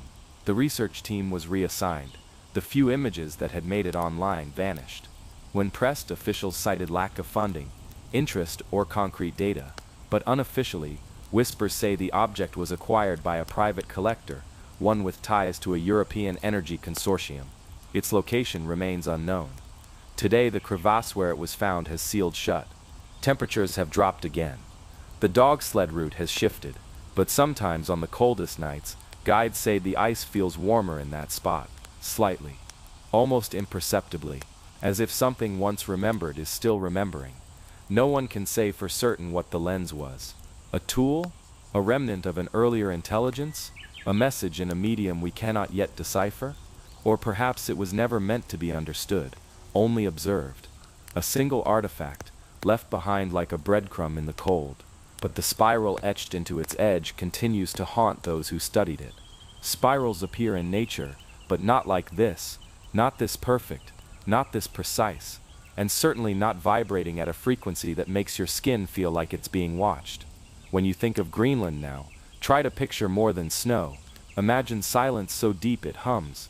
Picture a lens buried for millennia, not by accident but by design. Something placed there, not for us to find, but because it had to be hidden. Something watching the auroras dance across the sky, not from above but from below. And if you ever find yourself walking across the Ilulissat ice, and you feel something warm at your feet where nothing should be, maybe just keep walking, because whatever was sealed beneath that glacier may not be sleeping anymore, and it might be listening. The sundial of the endless sands. In the heart of the Libyan desert, where winds whip dust into shifting dunes, and the horizon seems to stretch forever, there lies a place the Bedouin call Madar al-Zaman, the vault of time. It's not marked on any map, and travelers only speak of it in whispers. They say that at certain hours the desert itself seems to slow, and the sun no longer burns, it softens. In 2015, an archaeologist from Benghazi, named Amira El-Sharif, led an expedition after ancient rock art hinted at something buried beneath the sands. After weeks of digging, the team uncovered a circular stone slab, nearly 4 meters across, with grooves carved in perfect concentric circles. At its center rested a metal cylinder, embedded so precisely it looked fused, like the dial of an enormous clock. The slab was too big to move, and they chose not to. Instead, they leaned in to observe. At high noon, sunlight hit the slab, and for a moment it glowed from the grooves outward, like the surface of a pond where a stone landed. But it wasn't heat. It was something else, something reflective and alive. Survey instruments showed no temperature change, no expansion, only the glow. El Sharif traced the grooves with her fingertip and felt a hum, not audible, just felt in her bones, in her heartbeat. It slowed. The world seemed to expand. The hum continued for nearly 8 minutes, then faded as the sun passed its zenith. Word spread. Meteorologists inspected the site during a heat wave and found the grooves rebounded more strongly when atmospheric pressure rose.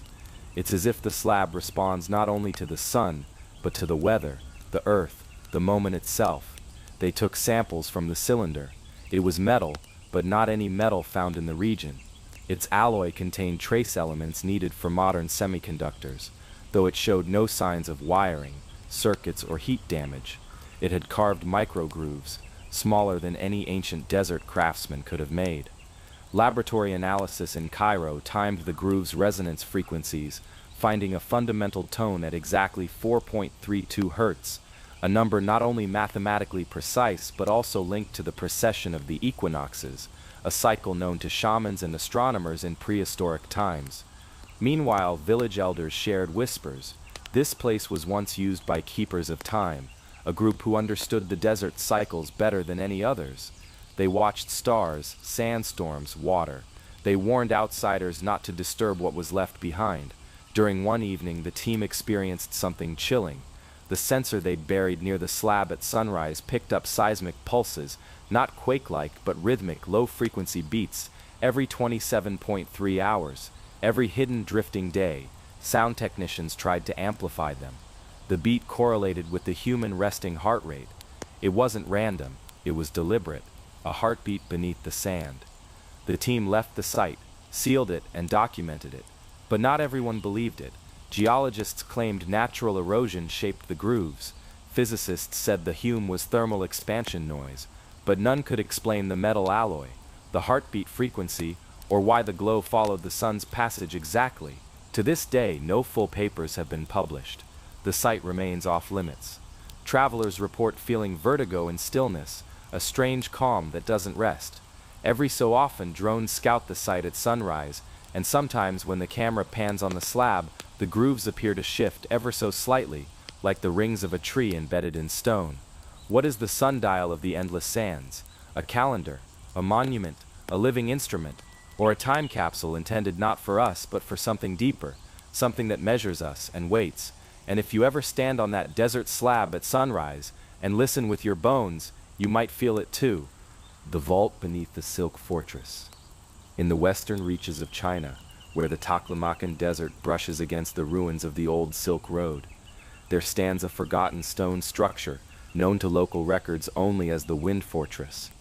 The fortress itself is little more than eroded walls, buried courtyards, and shattered towers, but beneath it lies something the world was never meant to see.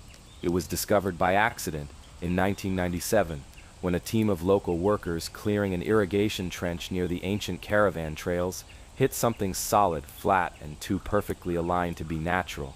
Beneath the sand, beneath layers of wind-compacted silt, was a sealed stone shaft, and below it a system of chambers untouched for perhaps 3,000 years. There are no official maps of the vault. Its existence isn't publicly acknowledged, but the documents that do exist, handwritten accounts, smuggled blueprints, photos that never made it to the press, paint a picture of a place stranger than myth. The entry shaft was sealed with interlocking slabs of blackened stone, perfectly smooth and bonded without mortar, no inscriptions, no ornamentation, just precision beyond the known capabilities of the region's early dynasties. As the crew descended, light faded almost instantly. The walls absorbed it. Every sound seemed muted. The further they moved, the more the structure defied logic. The vault was laid out like a machine, not a building. Narrow passageways opened into rectangular chambers, each containing identical stone tables, none carved from local rock. Their surface temperature remained steady, unaffected by the freezing cold above or the humid air within. It was as if the stone remembered warmth, and then came the artifacts, not treasures, not royal tomb goods, but things that shouldn't exist. Polished discs with no inscriptions but perfect concentric grooves, rectangular containers that emitted a faint vibration when touched, slender rods fused into the wall itself, made of a copper-silver alloy that doesn't match any local metallurgy of the period. One artifact, a large circular slab mounted into the far wall of the deepest chamber, produced a low hum when approached with metal tools. No switches, no moving parts, just the hum. One researcher recorded their voice next to it. The playback revealed something that wasn't there during the recording, a second voice, slow and rhythmic, speaking in a language that has never been identified. Over time, the team began to experience strange symptoms: nosebleeds, insomnia, lucid dreams involving geometric shapes, flashing lights, and a tunnel that led ever deeper below the vault. One researcher disappeared after walking alone through the lower chambers. His equipment was found, but he was not. The others left in silence. There were no official reports. The Chinese government cordoned off the area, citing seismic instability, but satellite scans still show the heat signature under the ruins, constant pulsing, not in any known tectonic pattern. There's something active beneath the earth there, something that never powers down. Locals now call the fortress the stone that listens. Elders refuse to walk near it. They say birds will not fly above it. The soil near the trench is unusually magnetic, and plants do not grow. A shepherd once said he dreamed of a city underground, where time moved backward and stone walls whispered names that had not been spoken in centuries. No one excavates anymore, but those who pass through the region at night say they sometimes see a faint glow rising from the sand, a glow that flickers and pulses, like the breath of something ancient, sleeping beneath a desert that has kept its secrets longer than history has memory. And when you lie still tonight, with the hum of the world quieting around you, imagine that fortress, half erased by time, half awake below the dunes, waiting for someone to listen.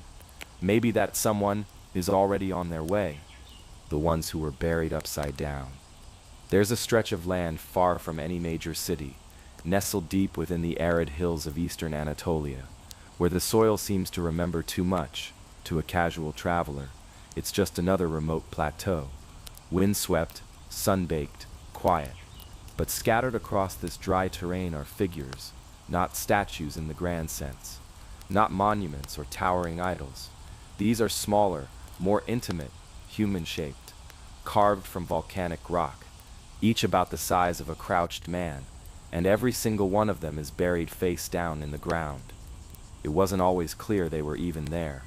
Locals had known about the stones for centuries, but most thought they were just old boulders or collapsed ruins.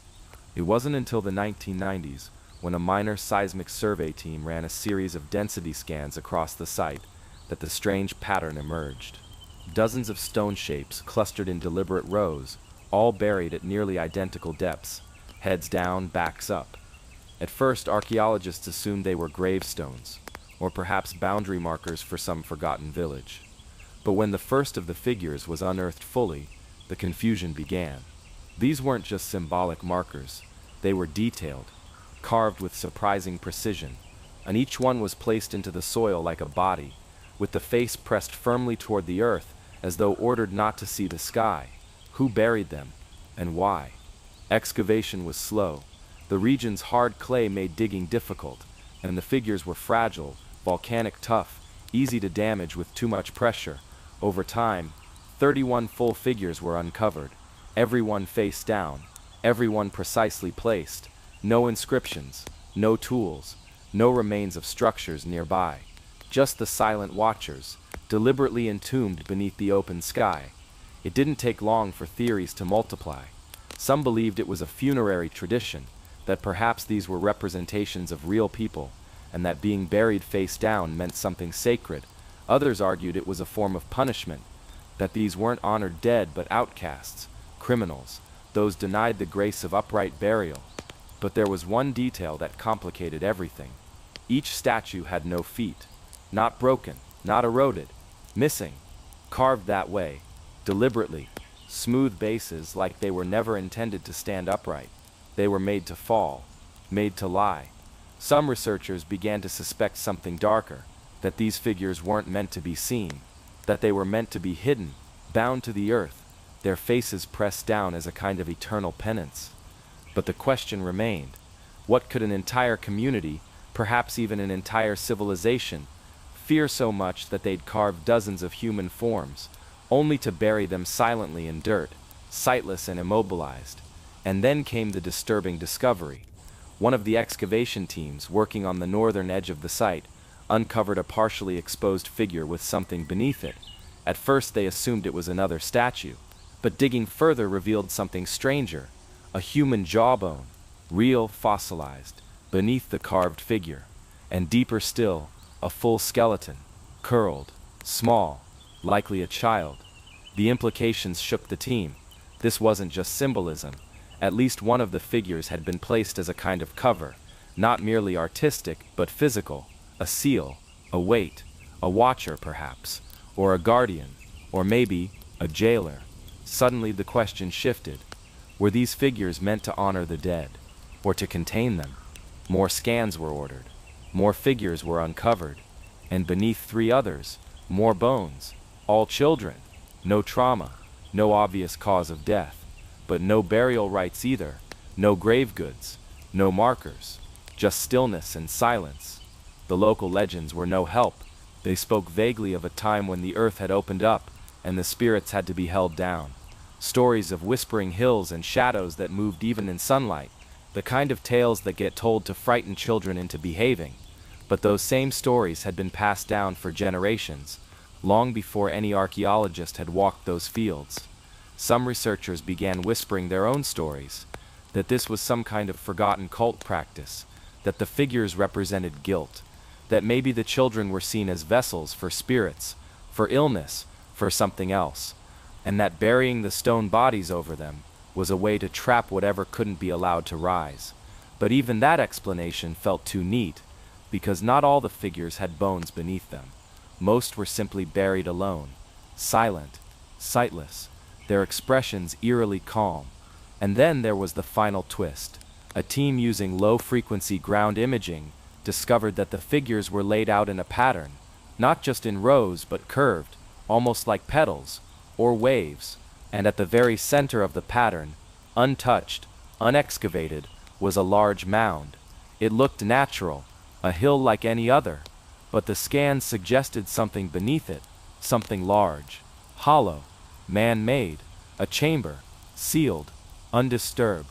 As of now, no one has dug into it. The local government refuses permits. The area is considered geologically unstable, but some say it's more than caution, that people are afraid, that opening the center might disturb something that's been kept silent for a reason. Whatever the truth is, the upside-down watchers remain, some in museum crates, most still in the ground. Their presence is quiet, almost gentle, but there's something deeply unsettling about the way they lie there, not broken, not toppled, but placed, carefully, intentionally, as if they were meant to witness nothing, or perhaps to make sure something else was never seen again. Because sometimes, silence isn't just the absence of sound, sometimes it's protection, and sometimes it's a warning. The tomb with no bones. In the arid highlands of southern Jordan, a discovery was made that quietly disturbed the rhythm of archaeological certainty. It wasn't a city or a temple, or even a traditional grave. What the researchers found in 2017 was something far stranger, a tomb, perfectly sealed, untouched for thousands of years. But when they opened it, they found nothing inside. No bones, no ashes, no human remains at all. And yet, everything else was there. It began with a local shepherd who had noticed a set of odd stone patterns on a hillside exposed after a seasonal flood. The ground had shifted, revealing a cluster of carefully placed stones unlike the natural formations around it. Word got around. Eventually, a team from Amman University was called in to investigate. They expected ruins, maybe an old shrine or collapsed dwelling. What they found instead was a fully intact subterranean structure. A narrow staircase led them down into a chamber shaped like a teardrop. The walls were smooth, finished in pale limestone. The floor was black basalt, and in the center of the room stood a sarcophagus, polished, silent, and untouched. They opened it with care. Inside was a cavity perfectly carved for a body, but no body lay within, no skeleton, but surrounding the empty space were relics, obsidian beads, a ceremonial knife, an ivory comb, and a bronze circlet so delicately crafted it could only have been made by a master artisan. These were burial goods, items reserved for the honored dead, and yet the tomb was silent, as if whoever it was meant for had never arrived, or had left long ago. At first the team thought it was a robbed grave, an all-too-common reality, but the seal had never been broken. The air inside the chamber was stale and untouched. Dust lined the room like fine powder, undisturbed. There was no evidence of entry, no claw marks from animals, no insects, no mold. Only one feature stood out, a carved symbol above the sarcophagus, a spiral enclosed in a triangle, unlike anything documented in the region's known cultures. The stone above it was charred ever so slightly, as if it had been scorched with fire or heat of some other kind. Weeks passed. They took scans, samples, 3D renderings. One night during a thermal survey, something unusual occurred. The sensors recorded a sharp temperature spike inside the sarcophagus, just for a moment, despite the tomb being sealed again.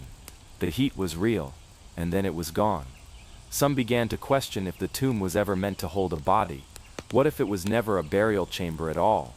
A few fringe researchers suggested it was a containment unit, an ancient vault built to hold not a person but a presence, something intangible, something not dead but removed. Others turned to history. There are rare cryptic mentions in Nabatean texts of sleeping vessels used to preserve souls in absence. Hollow tombs meant not for flesh but for spirit. Could this be one of them? Even stranger, ground-penetrating radar revealed that this wasn't the only chamber. Beneath the first tomb there were two more layers of sealed rooms, smaller, tighter, and positioned directly beneath the sarcophagus. Excavations were paused after the third day of radar mapping. Funding was quietly pulled. No further digs were approved. The tomb was resealed. Locals now refer to it in hushed tones as Qabr al-Sifr, the Zero Tomb. They say strange dreams come to those who visit the hillside. Dreams of silence, of spirals, of standing before a gate that opens not into darkness but into stillness. A stillness so total it feels alive. Today there is no official record of the site. The area has been quietly designated a no-entry zone. Satellite images still show a faint depression in the hill, a subtle mark where something unnatural was once unearthed, and where it now sleeps again. Was it a forgotten ritual, a failed burial, a vault for something we're not meant to understand? Or perhaps the tomb was never meant to hold death at all, but to keep it out. The tree that was not a tree. They called it the Still One. That was the name whispered in local legends, passed down through generations in a remote, forested stretch of eastern Romania where the Carpathian Mountains begin to bow into flatland. It didn't move, it didn't grow, but it had always been there. Children were told not to touch it, elders left offerings near it, and travelers, especially those unfamiliar with the area, were warned, don't sit beneath its branches, don't stare at it for too long, and whatever you do, don't sleep near it. At first glance it looked like any other old tree, maybe a bit taller, a bit darker. Its bark was unusually smooth. Its branches reached out like frozen limbs of petrified wood. Even in the spring, no leaves ever bloomed. No animals nested in its trunk. But in a forest of growth and green, it stood out in its stubborn stillness, like something pretending to be a tree, like something that had simply decided to stop changing. In 2023, during a survey of fungal networks in old-growth European forests, a small team of ecologists arrived in the area to study biodiversity. They were equipped with new sensors, drones, soil analyzers, and had no particular goal beyond mapping unseen microbial systems. The tree, the Still One, wasn't even on their list. But then a strange anomaly appeared. Their ground-penetrating radar revealed that this tree had no traditional root system. It extended downward, yes, but not in the branching structure one would expect from an oak or yew.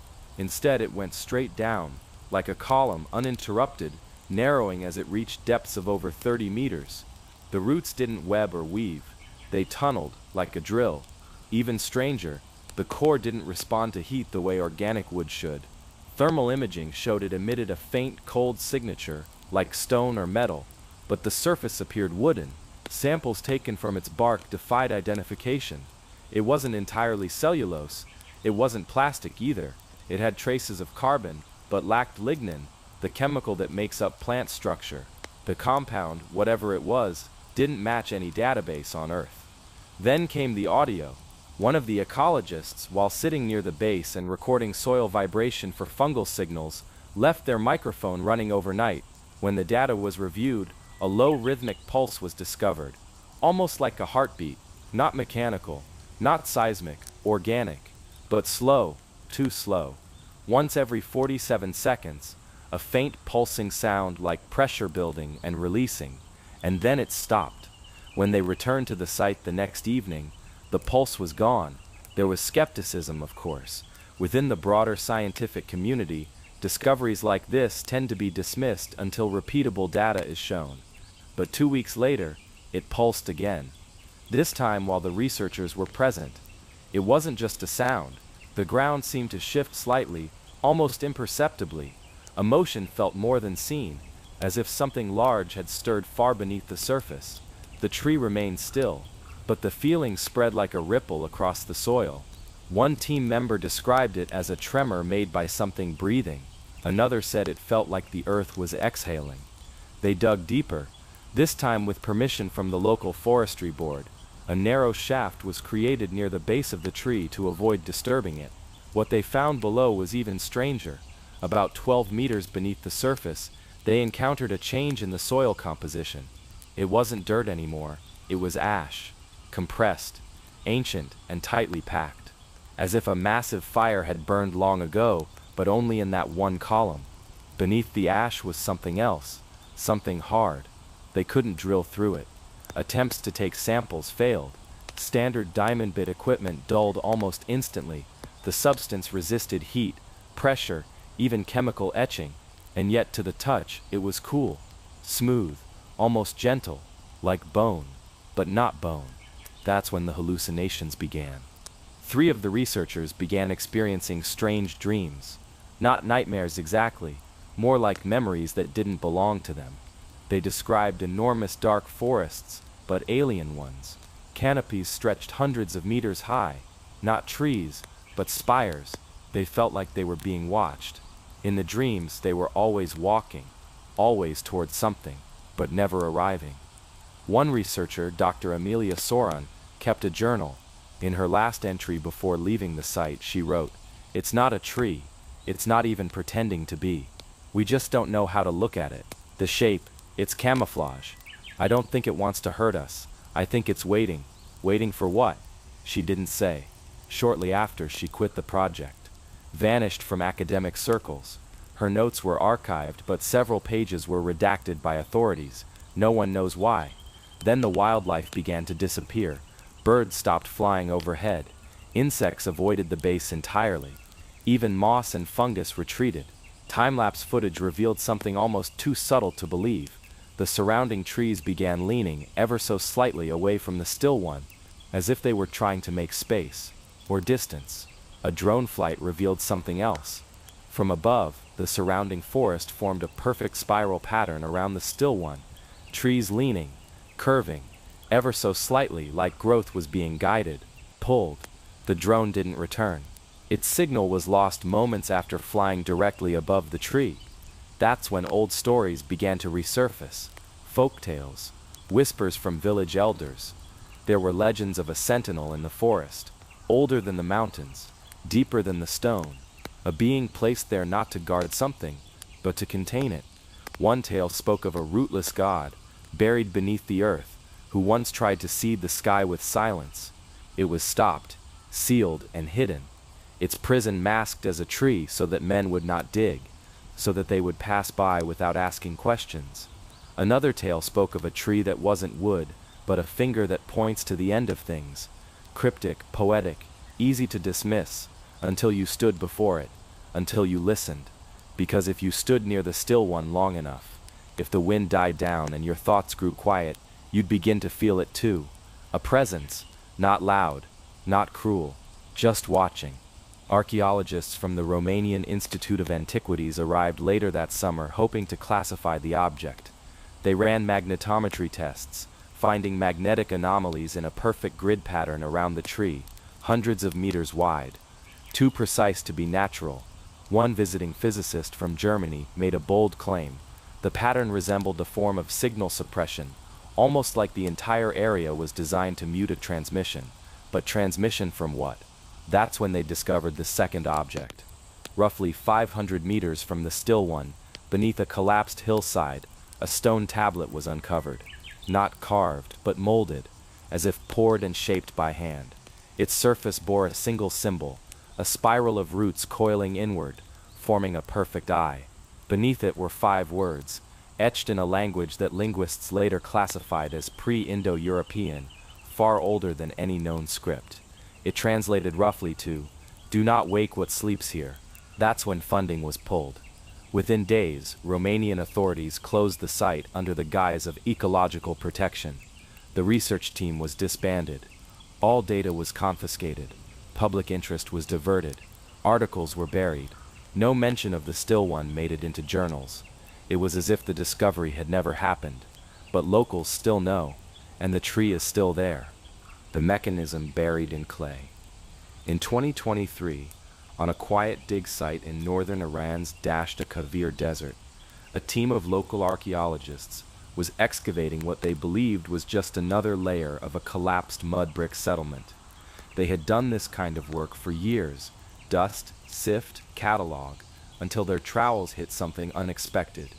It wasn't pottery, it wasn't stone, it gave slightly under pressure, but not like clay, and when they cleared the dirt away, what emerged stopped everyone cold. A small, compact device, no larger than a fist, made of interlocked discs and plates fused into hardened clay.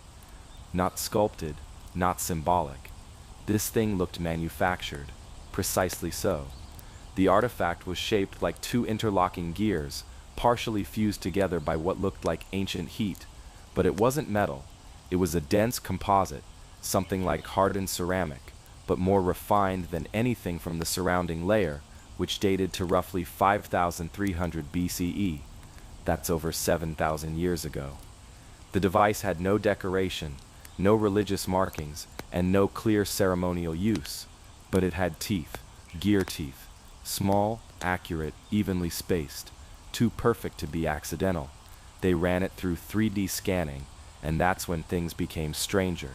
The gears were set at offset angles, not in a typical wheel mechanism, and there were tiny grooves that suggested it once rotated under pressure, but not with the kind of motion seen in pottery wheels or grinding stones. It was a machine, or part of one, from an era where machines shouldn't exist. At first, experts thought it was a hoax, maybe something modern that got mixed into the layer, but radiocarbon dating of the fused surrounding clay, plus rare plant residue locked in the cracks, confirmed it. This object had been buried for over 7,000 years. There was no context, no written records, no matching artifacts, just this gear thing, sitting alone in the desert, in a place that predated formal cities. Some compared it to the Antikythera mechanism, but that was 2,000 years old, and Greek. This was 3 times older, and much more primitive in material, yet advanced in design. The local workers who found it began calling it the whisper gear, because once, during a silent moment of cleaning, one of the interns swore he heard a faint sound when it was turned, like a hollow breath escaping from inside. Paranormal? Probably not, but the idea stuck. Theories flooded in. Some called it a broken tool. Others thought it might have been a timekeeping device, an early attempt at tracking days or moon phases, but that didn't explain the complexity, or the complete lack of any similar finds from that region or time. One of the strangest ideas came from a materials scientist brought in later.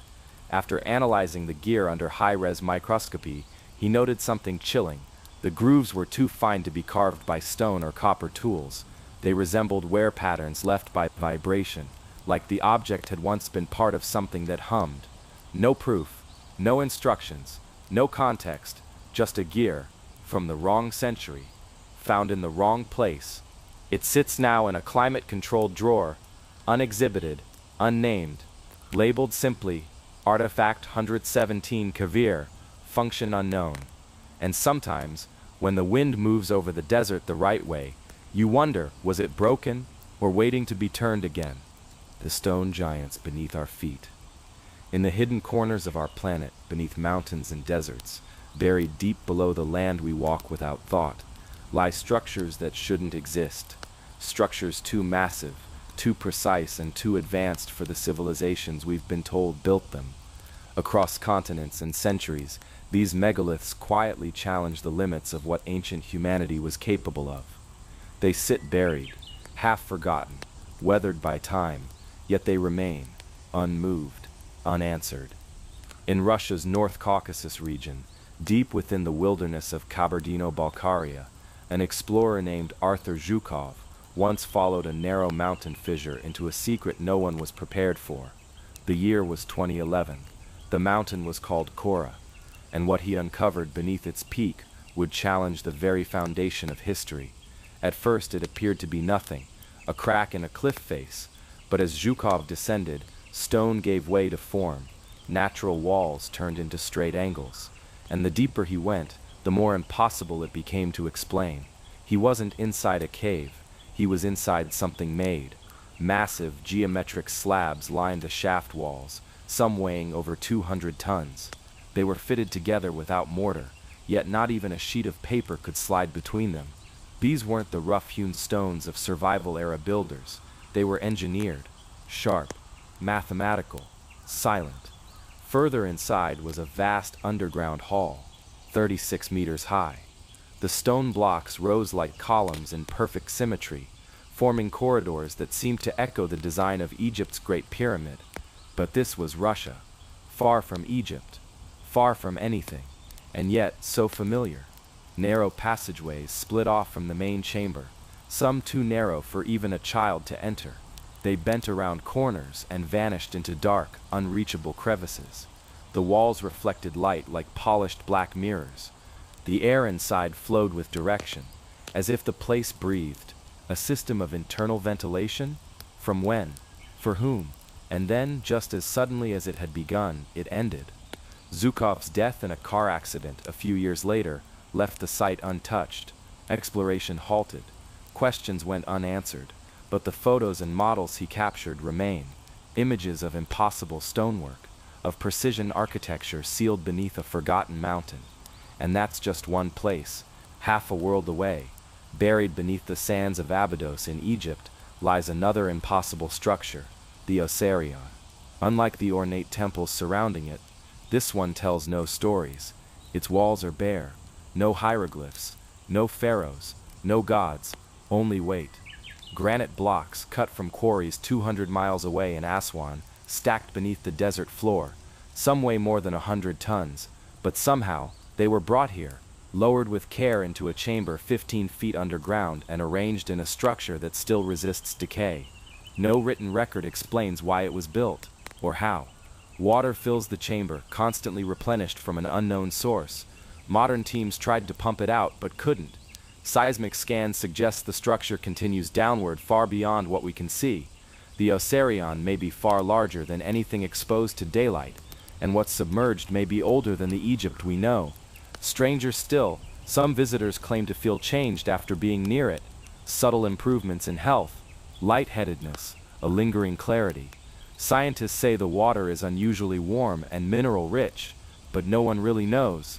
Some think the site is more than a tomb or temple, that it may have been built to harness forces we no longer understand if we ever did. And then there's Baalbek. In the fertile Bekaa Valley of Lebanon, Baalbek rises like a scar in stone. Its most famous structure, the Temple of Jupiter, stands on a platform built from 3 stones unlike any others on Earth. The Trilithon, each one over 1,000 tons, so large they make the great stones of the pyramids seem like bricks by comparison. To this day, no crane, ancient or modern, can fully explain how these stones were moved. Nearby, in the quarry, lies the stone of the pregnant woman, 1,050 tons, still embedded in the bedrock. Some say it was too heavy to move and was left behind, but the stone next to it, discovered in 2014, is even larger, 1,650 tons, and it too was abandoned. Who tried to move these, and for what purpose? The temple itself aligns with celestial bodies, the solstice sun, the stars, Its placement and orientation are too exact to be accidental. Some believe Baalbek was a kind of interstellar calendar, or an energy map drawn across Earth's surface. Legends say it was built by giants or by gods. The deeper you look, the harder it becomes to laugh off those tales. And then there's the place Herodotus called the most astonishing in all Egypt, a labyrinth so vast and complex it was said to make the pyramids look small. The ancient Hawara pyramid site, once believed to be modest, turns out to hide a core of impossible construction, gigantic blocks fitted with surgical precision, passages descending into the earth, sealed by slabs that moved only with great force. Somewhere beneath it, they say, are the remains of the great labyrinth, 3,000 rooms, buried and untouched. Today, satellite scans show outlines underground, matching the dimensions described in ancient texts. Yet no excavation is allowed. Why? Nearby at Saqqara, the Serapeum holds even more questions. Dozens of granite sarcophagi, each one carved from a single block, polished until the walls gleam. Each one weighs over 70 tons, and they were dragged into narrow, underground tunnels with no room to maneuver. Why? And more importantly, how?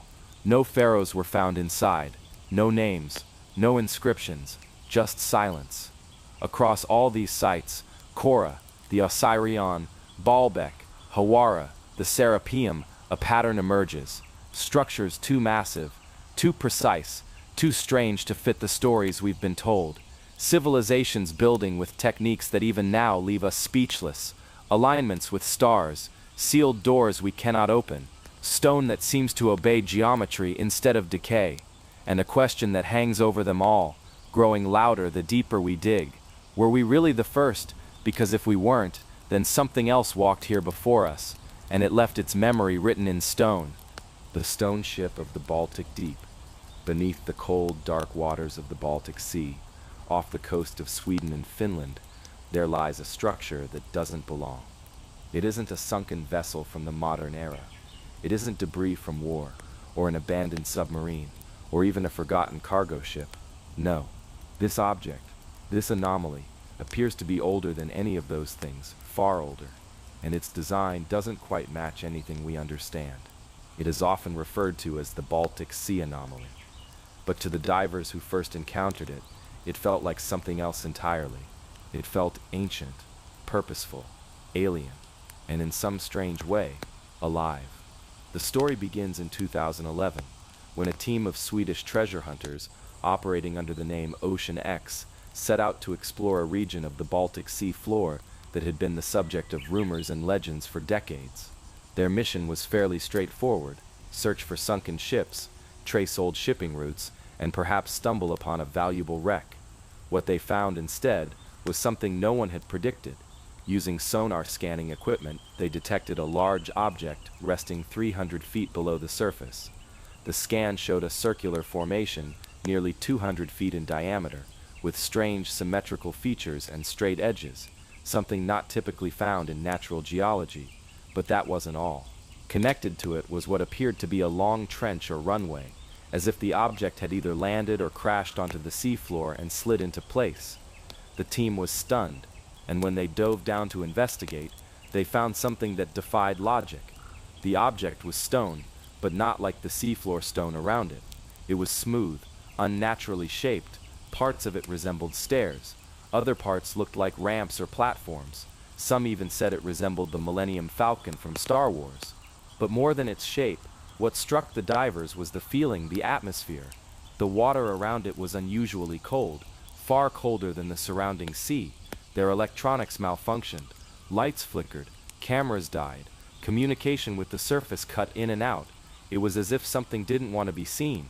As they moved closer, they noticed what looked like soot or burn marks across portions of the structure. Some interpreted this as evidence of high heat, like an explosion, or possibly propulsion. But if this were a ship, it wasn't like any ship we've ever known. There were no metal parts, no propellers, no rivets, just stone. And yet, it didn't feel natural. Samples brought back to the surface confused geologists.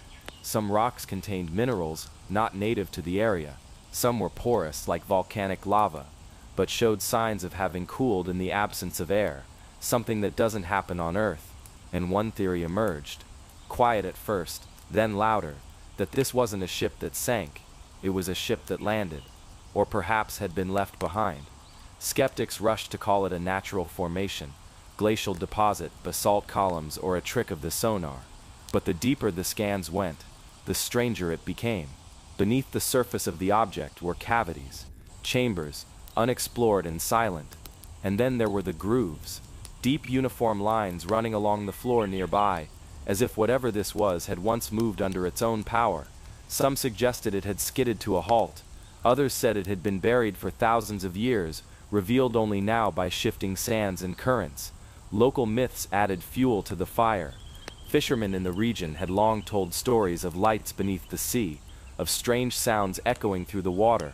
Some had refused to fish in that area for generations, calling it cursed or haunted.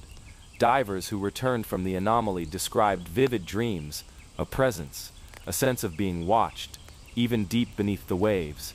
And most disturbing of all, a low-frequency hum that seemed to vibrate through the bones, inaudible, but unmistakable. As exploration continued, theories multiplied. Some claimed it was the remains of an ancient civilization, sunken long before history began. Others believed it was a ritual site, perhaps even a landing platform for visitors from the sky. A few went further still, calling it a weapon, or even a prison, one that had remained sealed until now. One diver, years after the expedition, claimed in an interview that he had touched the structure, and in that moment time felt different, slower. He described a sensation like falling without moving. He said he heard a voice, not through his ears, but in his thoughts. It said nothing he understood, just tones and pulses, a pattern, something ancient trying to be remembered. Whatever the truth, no one has been able to fully explain the anomaly. The Swedish government quietly discouraged further exploration. Ocean X pulled back. The object still sits at the bottom of the sea, unmoved, unstudied, and some would say undisturbed. But satellites have detected something peculiar, occasional heat signatures rising from the cold floor. Pulses, rhythmic and soft, like a machine left idling in the dark. So what is it? A natural fluke, an ancient artifact, a ship from the stars, or something else entirely, something that blurs the lines between machine and monument, past and future, matter and memory. Tonight, as you listen, allow yourself to drift beneath those icy waters. Let the hum of the deep sea carry you. Imagine descending into that cold, silent darkness where sunlight never reaches. Picture the stone circle rising out of the silt, older than any chart, untouched by time. There are places on this earth we were never meant to find, places where the past still breathes, and where forgotten things dream in silence. The Baltic anomaly might be one of them, and if you ever find yourself near those waters, perhaps you'll feel it too, a presence, just beneath the waves, waiting.